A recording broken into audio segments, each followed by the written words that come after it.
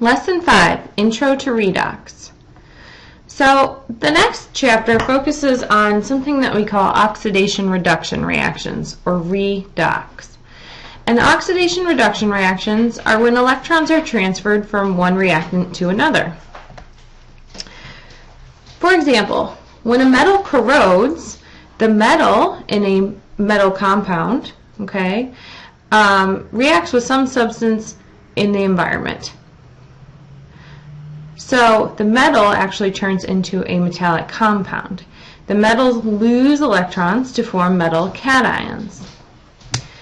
Oxidation is the loss of electrons by a substance. So for example, in corrosion, the metal is oxidized. It loses electrons.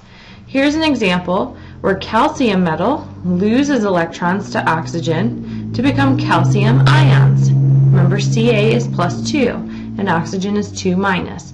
So this is an example that calcium is losing electrons, so it's being oxidized. The reverse of oxidation is reduction. Reduction is the gain of electrons by a substance. So in the previous example, the oxygen was gaining electrons, so it was being reduced. You can remember oxidation and reduction by the moniker oil rig.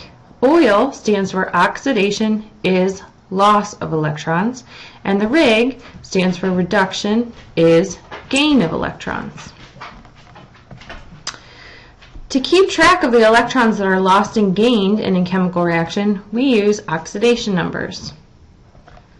So there are 6 rules to assigning oxidation numbers. They're listed in this table. You should have a handout that you should be gluing into your notebook with these rules. The first rule is that atoms in elemental form, for example, iron as a solid, that's how it's usually found, or oxygen is usually found as a gas, have an oxidation number of 0.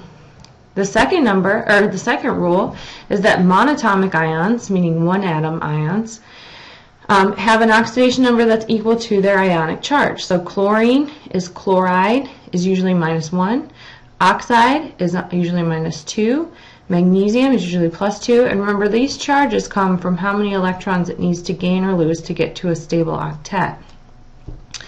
Rule number 3 is that oxygen is usually -2. So for example, in MgO, if oxygen is -2, Mg must be +2. An exception to this is in peroxides. In peroxides, oxygen is -1. Rule number 4 is that fluorine is -1. The other halogens are usually -1 unless they're bonded to oxygen. So for example, in HCl, Cl is -1, which makes hydrogen +1. Rule number 5 is the sum of the oxidation numbers of an atoms in a neutral compound must equal 0. So HNO3, for example, hydrogen is usually +1, oxygen is usually -2, but there's 3 of them here, so that's a total of -6, which means that nitrogen must be +5 in order to have a total of 0.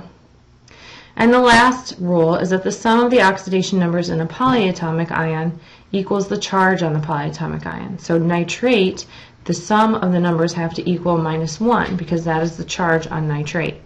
So oxygen is usually -2. There's 3 of them for a total of -6.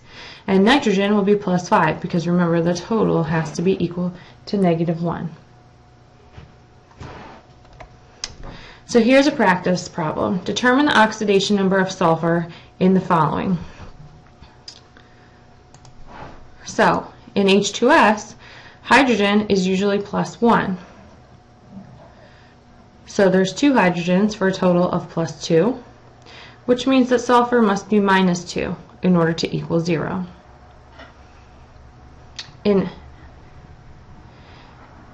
just an element. Alright, rule number 1. There's 2, and there's 3 of them for a total of -6. Again, the sodium is +1 for a total of +2.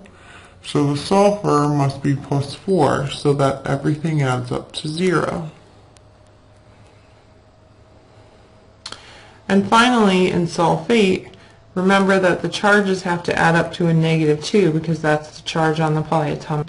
So oxygen is usually -2 for a total of -8, which means that sulfur has to be +6 in order that they add up to -2 total.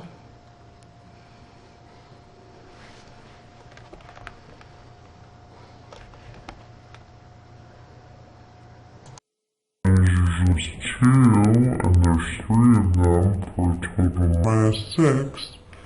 Again, the sodium is +1 for a total of +2. So the sulfur must be +4, so that everything adds up to 0. And finally, in sulfate, remember that the charges have to add up to a -2 because that's the charge on the polyatomic. So oxygen is usually -2 for a total of -8, which means that sulfur has to be +6 in order that they add up to -2 total.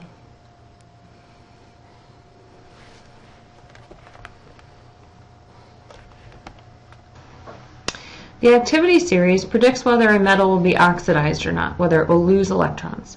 So the activity series is a list of metals arranged in order of decreasing ease of oxidation. So as you go down the list, it's harder and harder to get oxidized. So metals at the top are ones that are oxidized easily, and metals at the bottom are very stable. They're called the noble metals. So here's an example of an activity series. Lithium is the most easily oxidized, and gold is the hardest to oxidize.